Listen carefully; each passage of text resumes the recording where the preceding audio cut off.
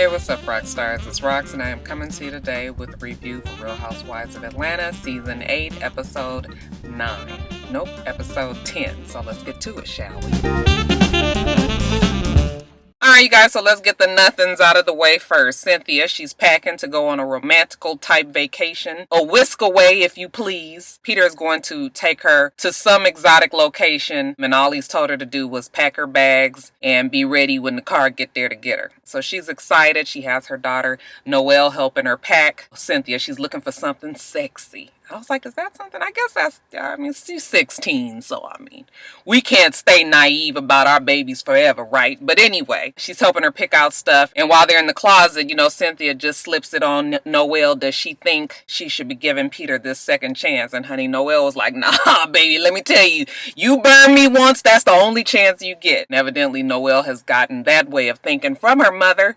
Because remember, we have heard in the past that Cynthia usually is one and done. But she is going to take heed to Leon's advice, who has told her that, you know what, you are married this time. You have way more things invested. And you love this person, so it's worth the fight. I totally agree with Leon. You do what you got to do to make it work, okay? So later on, we see she and Peter in Mexico on the beach. And they seem to be having a swell time. So good for them.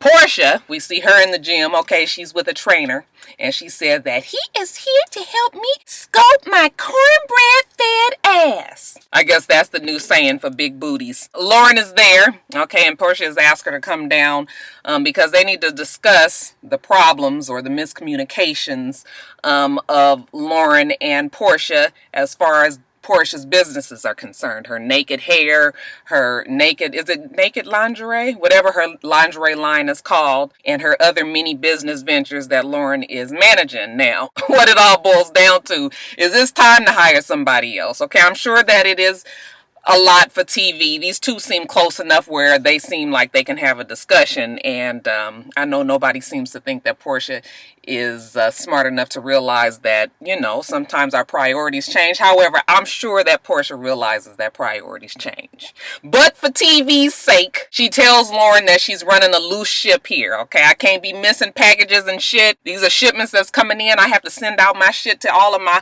customers, and you fucking me up, okay? Lauren says that it's all because of her being pregnant. Okay, listen, before we even get started with all of that, I can't stand when people use pregnancy as an excuse. Now, of course, we don't know about Lauren's medical history, but they haven't let us, they haven't let on to us, even on the show at least, that Lauren is having some sort of problematic pregnancy. Okay, so when you pregnant, life fucking goes on. Shit don't stop just because you having a baby. Back in the day, before we had, OBGYNs and whatnot, motherfuckers was having babies in the room some damn way. Okay, get back up and get back to work. So, I have sympathy for her. I know when you're pregnant, you are tired. You have other things. Your mind, you get pregnancy brain. Okay, you forget a lot of things. But yeah, it's just like, people work all the way up to the end. So, like I say, it's time for just Porsha to just go on and, hire her a new assistant. Lauren tells Porsha that she's self-absorbed, and Porsha was just like, I don't think that I am selfish. I don't think that I am self-absorbed. I don't think that I am asking too much. Okay. What did I just say, y'all? Get you another assistant. Or is she a manager? I don't even really know at this point what Lauren is. But, right now, I guess she's an assistant / manager. Go on, get you somebody else. But later on, y'all, Portia's feeling bad. Okay, she talked to Phaedra on the phone, and Phaedra was like, well, she is pregnant, and she does have hormone swings, and, it's a lot going on with your body, which is true again. It is a lot going on with your body. Some days you are extra emotional, but that wasn't an extra emotional type conversation to me. Just seems like Lauren don't feel like fucking doing it no more, but whatever. Porsha says she feel bad about the way that she and her sister, got along that day, and maybe they need to talk again. They sit down, and Porsha was just like, I am just a little bit hurt about this pregnancy and the way that you handle it. Why didn't you tell me that you were pregnant? Why did you feel like you had to hide it from me? Lauren says she didn't tell her because she wasn't sure how she would feel about it. Portia's life is not I mean, Porsha seems to be having a pretty good life to me, but I guess as far as her being settled down, married, and, starting on a family, maybe that's where she would have liked to have been in her life at this point. So Porsha assures her that no, she's fine with the pregnancy. She's fine with her life right now. All the while she's scarfing down this food. Then she does mention that she's picked up a little weight, and that's just because she's just been so busy. And, I'm looking at her like, I don't know where the weight is picked up. I mean, Porsha is hella juicy. Lauren is giving her the side eye like, bitch, you sure is fucking that food up. Like, you sure you okay? I guess to make it seem like she's been stress eating or whatever. I mean, again, you guys, I feel like it's just for TV. I think it's just for the dramatic sake of Porsha. Now, I don't know. Did it feel like it was an authentic conversation to you guys? All right, you guys, so we got a blast from the past, you guys. We ain't seen Mama Joyce in some time, so it was kind of good to see old Mama Joyce and her old stiff, slow talk or whatever it is. Anyway, they are shopping for the baby's bedroom, okay, furniture. We are going to keep it gender neutral. And I guess that probably when they filmed this part, they did not know or did not want to let everybody know what they were having, okay. We all know that Kandi and Todd have just had their baby. So a side note is a congratulations to the Tucker Barresses, or I guess it should be the Barres Tuckers. They have a little boy, I think his name is Ace Wells Tucker. So congratulations to the happy couple. He looked like an adorable little thing, and everybody just looked so happy. So happy for Kandi that they finally got a boy up in there to break up all that bitchiness with all them fucking women.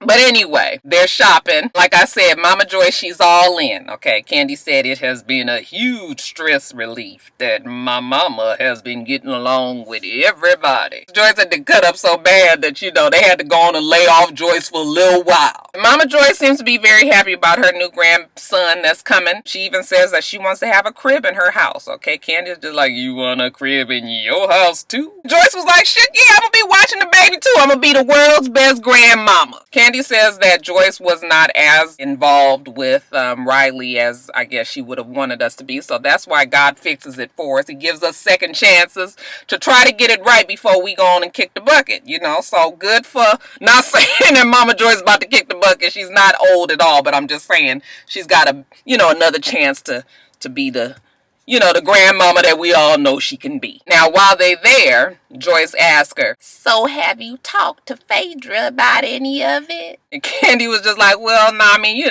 kind of, not really. I mean, shit kind of fucked up still about the money with Todd and everything. And Joyce was just like, I don't really understand why y'all falling out like this. You guys just be really close friends. So Joyce comes up with the bright idea, maybe I need to talk to her. Kandi was just like, I don't really think you need to do that. But honey, Joyce done already made it up in her mind. So Mama Joyce, true to her word, she takes it on down to Phaedra's office. Why the fuck is Phaedra dressed up this much as a lawyer? I was like, well, damn. Can we have on a suit? How the hell you got this big old sleeves and all this, crinoline and sheer and all that? Child, I tell you, they be doing the most, but whatever. She looked cute. Joyce gets there. It was kind of awkward at first because Phaedra was like, the last time they got together was, was very strange. So, she's not really sure, how Mama Joyce coming at her and, bitch, do she need to get, get ready for whatever. I just want to know what's happening between you and Kandi. And you guys know how Phaedra is, okay? She's always just like, oh, everything is fine. I mean, it's, little stuff, but nothing really big, okay? She never is really one to admit that there's some issue there. Joyce was just like, oh, okay, well, I was just making sure because, Kandi's high-risk pregnancy, and she don't need no extra shit. I want y'all to get back on track because Kandi was a good friend and she's always been there for you. She was always real supportive of you.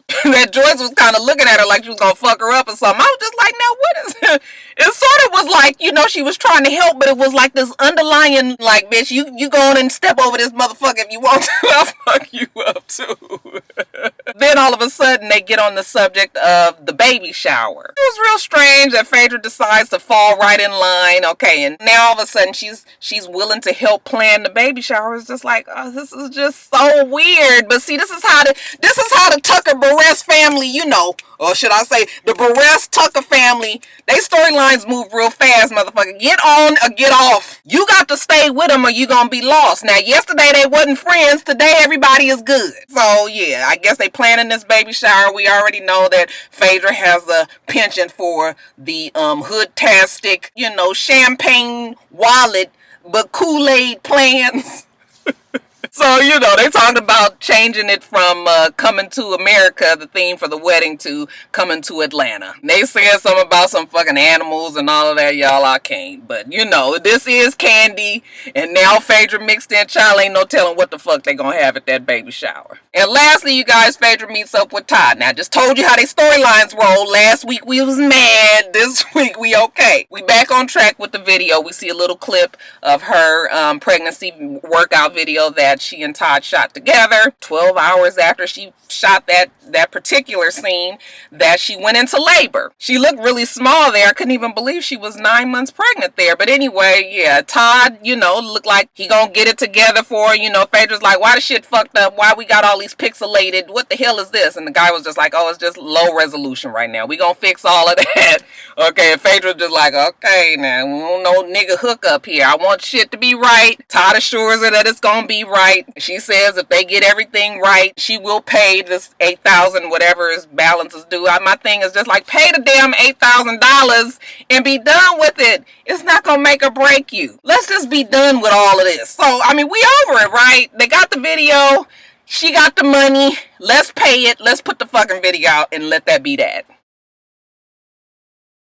And then lastly, Kenya and Auntie Cisco, shout out to Funky Dineva, they are going to Detroit because Kenya is trying to repair the relationship between her mother and her rest of her family. We find out that Kenya's parents were teens when they had her. I think her father was 16, her mother was 15. Her mother decided to give her up to the grandmother for Kenya to be raised by the grandmother. Okay, now I thought that Auntie Cisco was the damn one that raised her. The story changes a little bit, but I guess what it all boils down to is the family is fucked up. So she gets down to Detroit.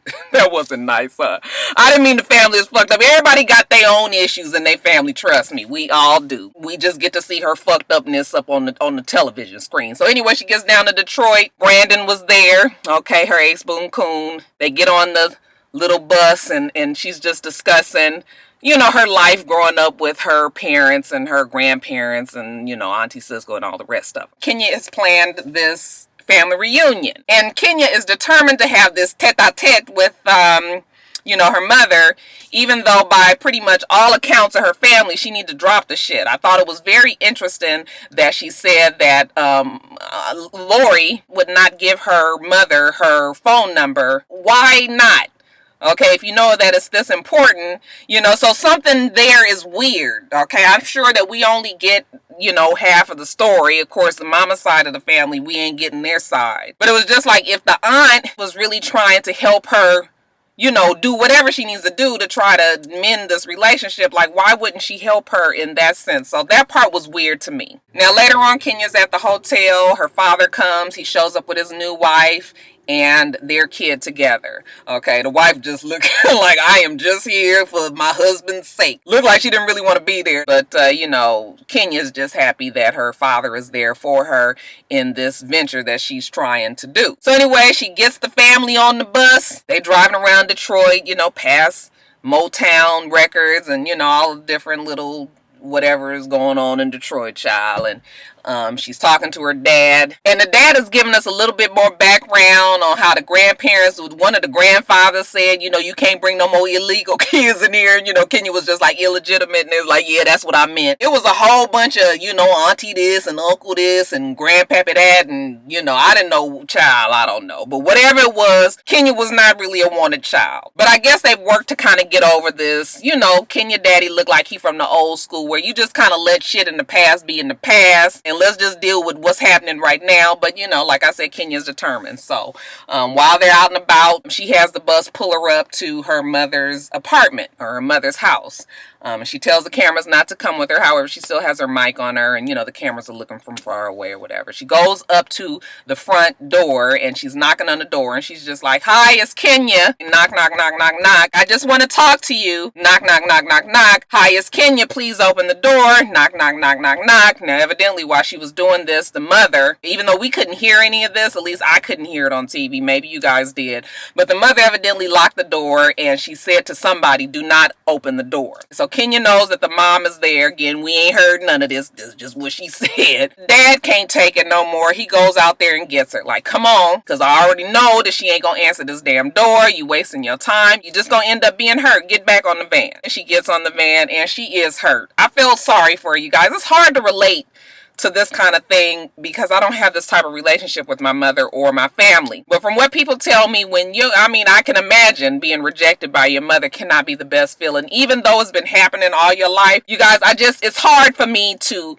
I'm empathetic for sure, but it's hard for me to really understand like how that would even make you feel to be turned away from your, by your mom. It looks like that this might be the end of it for Kenya because she tells us that she's not going to try to, reach out to her mother anymore. But something in me makes me feel like, she didn't really mean that and she still wants to have the relationship with her mother and, that she would try. I don't know, you guys, but whatever. She gets to the family reunion. It's at one of her cousin's houses. It has a big enough house to have all of the family there, and everybody was happy to see her. We find out that this is actually the dad's family, the dad's side of the family. Kenya said it was 4 generations, of the family there, and she was just happy to see the little cousins all the way up to the grand, okay? And we see the grandmother that raised her, and we find out that the grandmother that raised her was actually her paternal grandmother, okay? Not her mother's mother, which is what I always thought. So it was the dad's side, which adds a whole nother something else to the mix, because usually if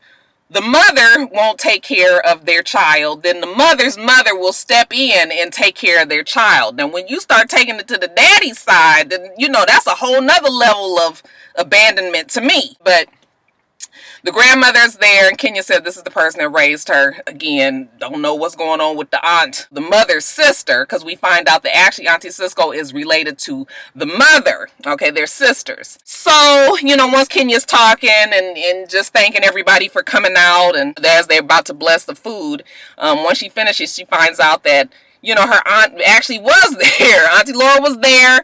And she left. Kenya doesn't understand why she left. One of the cousins, I believe, tell her that, she was upset about what happened with Kenya and the sister. So I guess she probably was at the little function, probably didn't feel all that comfortable being around the daddy's family entirely, because none of the mother's family showed up, with the exception of the aunt. I guess maybe Kenya's mom called her sister and was just like, that bitch came up to this house with the camera crew and was trying to get me to open the door. And I guess Lori feels like she's kind of stuck in the middle when she left. Again, we only getting one side, you guys. We haven't really talked to Lori to find out exactly why she left the function, but I'm just kind of putting 2 and 2 together. She's probably in between a rock and a hard place with Kenya and the mama. I don't know. I hate to sound salty and make it be negative, but could Lori not want Kenya and the mama to have a relationship too? Or does she just know that Kenya's been hurt so much by the mother that she would just rather her not even try to fix it anymore?